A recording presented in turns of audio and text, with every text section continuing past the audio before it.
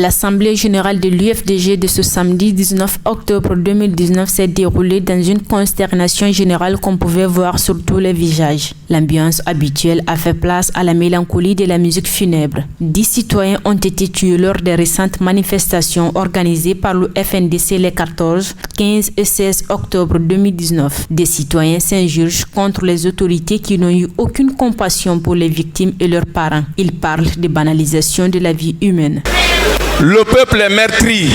On a cru que ces services de sécurité que le contribuable guinéen est en train d'habiller, de payer, pouvaient assurer au moins la sécurité du peuple de Guinée.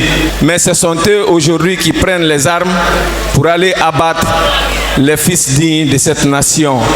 Seulement parce qu'ils ne veulent plus de l'injustice en Guinée, parce que seulement ils ne veulent plus de l'impunité en Guinée, parce que seulement trop c'est trop. Le gouvernement s'est indigné particulièrement pour la destruction des PA. Personne parmi eux n'a présenté des condoléances suite au décès des jeunes de l'Axe. Aujourd'hui, nous avons vu, ils ont pénétré dans des concessions.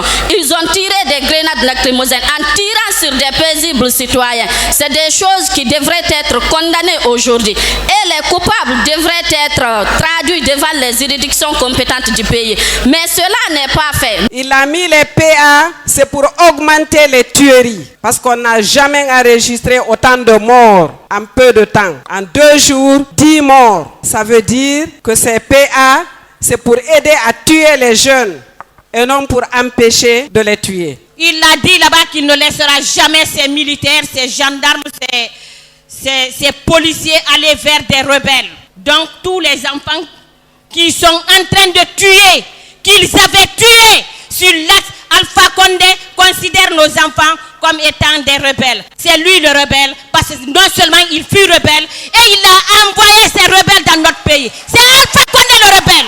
Malgré toutes les violences policières exercées sur les citoyens et manifestants engendrant d'énormes dégâts, des blessures graves, des arrestations arbitraires et des tueries à balles réelles, les militants de l'UFDG se disent déterminés à poursuivre la lutte pour la défense de la Constitution et la sauvegarde de la démocratie. Il n'y aura pas de révision constitutionnelle, il n'y aura pas de changement de la Constitution, il n'y aura pas de référendum. S'ils veulent le faire, certainement, comme ils pensent qu'ils ont assassiné aujourd'hui plus de 10 personnes à cause de cette constitution, ils finiront par marcher sur le corps du peuple de Guinée. Quand le FNDC va dire de sortir, on va sortir ou on ne va pas sortir. On va sortir ou on ne va pas sortir. Qu'est-ce qu'on défend? On défend quoi? On défend quoi? Est-ce qu'on défend une ethnie? Est-ce qu'on défend une région? On défend la démocratie. On défend la démocratie. Il y a un proverbe qui dit que le meilleur ami d'un homme quand il est dans des ennuis, c'est le courage. C'est l'unique arme que nous avons. Mais si Alpha et sa suite étaient intelligents, la présence de tout ce monde-là aujourd'hui à notre siège allait leur donner une leçon. Parce que c'est le lendemain d'assassinat de 10 de nos enfants. Il fustige par ailleurs la manipulation de l'opinion par le gouvernement qui tente d'attribuer un caractère ethnique aux manifestations du FNDC. Ils ont affaire avec la démocratie. Le peuple est fort. Le problème de la Constitution, ce n'est pas un problème de l'IFDG ou bien un problème d'une communauté. Ils veulent transformer ça en une lutte de communauté. Je sais que parmi les forces de l'ordre, il y a des républicains. Mais parmi les forces de l'ordre aussi, il y a des infiltrés, il y a des militants déguisés en policiers ou en gendarmes. C'est eux qui commettent ces crimes. Ils viennent renverser les marmites, ils viennent rentrer dans les maisons, casser les vitres des véhicules. Ce n'est pas des Guinéens, ce sont des rebelles. Heureusement que le ministre de l'Intérieur a dit qu'ils n'ont jamais interdit les manifestations. Et le président de la République aussi a dit que les manifestations sont autorisées. Il suffit de respecter la règle. Alors je vous informe qu'on a déjà écrit aux 2 communes, Ratoma et Dixine, depuis le vendredi, pour leur dire qu'on va marcher le mercredi.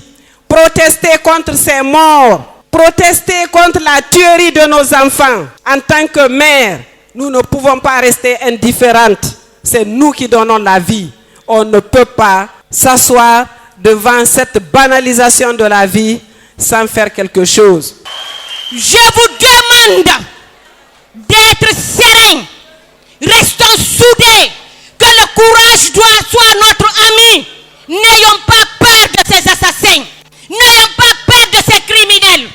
Cellou Dalein Diallo a d'abord demandé un recueillement à la mémoire de toutes les victimes du régime barbare d'Alpha Condé. Il a condamné les comportements dégradants et anti-républicains des forces de défense et de sécurité à l'endroit des paisibles citoyens. Nous sommes à 114 morts, pratiquement dans les mêmes conditions, tués à bout portant, sur instruction avec la complicité de Alpha Condé qui garantit l'impunité aux tueurs.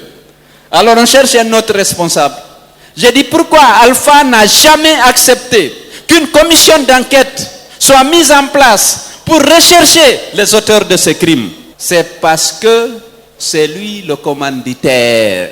Vous ne pouvez pas demander aux gens de tirer et après les interpeller, les déférer devant les tribunaux. Ils vont vous dénoncer. Donc cette impunité qui encourage la récidive n'est que le fait de M. Alpha Condé. Maintenant, il y a parmi ces ministres et ces agents qui exécutent ces ordres avec zèle. Et il y a beaucoup qui ont gagné des galons en faisant du zèle dans l'exécution de ces instructions d'Alpha Condé. Vous avez écouté les discours va-t-en-guerre de Bourama Condé, d'Ibrahima Keïta, de Amadou Damaro. C'est eux tous qui sont responsables. Vous avez écouté le Premier ministre qui a dit qu'il préfère l'ordre à la loi. Et dans le cadre de l'application de cette consigne, voilà le meurtre qu'on provoque.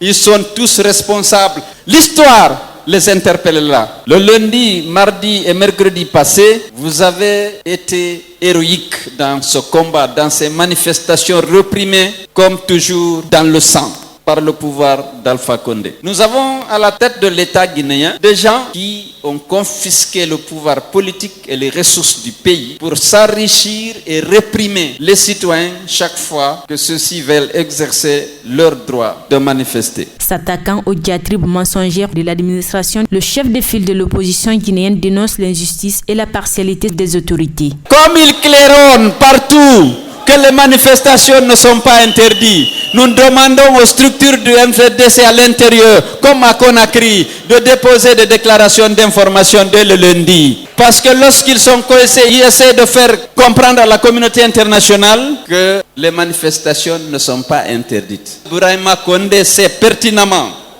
qu'il a posé un acte adressé aux préfets, sous-préfets, gouverneurs et maires de Guinée, interdisant toute manifestation sur la voie publique et sur les places publiques jusqu'à nouvel ordre. Et lorsque les maires reçoivent les demandes ou les déclarations d'information, ils ne savent pas à quoi se fier souvent. Est-ce que c'est la Constitution qui autorise? Est-ce que c'est l'interdiction du ministre?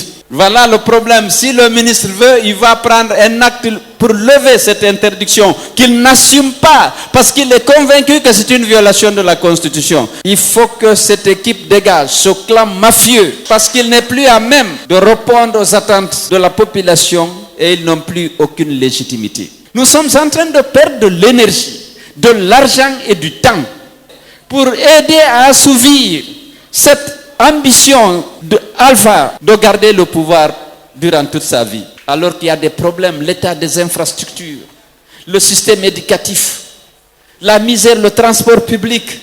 Il y a tellement de choses à faire, mais l'argent public est utilisé pour ça, pour organiser des manifestations, corrompre des leaders d'opinion. Il invite enfin les militants à se remobiliser pour marquer la contestation qui reprendra le 24 octobre prochain. Je vous demande de rester mobilisés pour continuer à mener le combat qui est le nôtre, le combat qui est celui du peuple de Guinée, qui est excédé par ces comportements du gouvernement et des forces de l'ordre. Il ne faut pas relâcher la lutte. C'est vrai, c'est dur, mais on doit continuer ce combat. Au niveau du FNDC, on a décidé d'organiser une grandiose manifestation qui dépassera l'ampleur de celle qu'on a l'habitude de faire sur l'autoroute le jeudi prochain. Que vous soyez tous mobilisés pour participer à cette marche historique pour délivrer le message à Alpha Condé. Mais la manifestation est appelée sur l'ensemble du territoire national.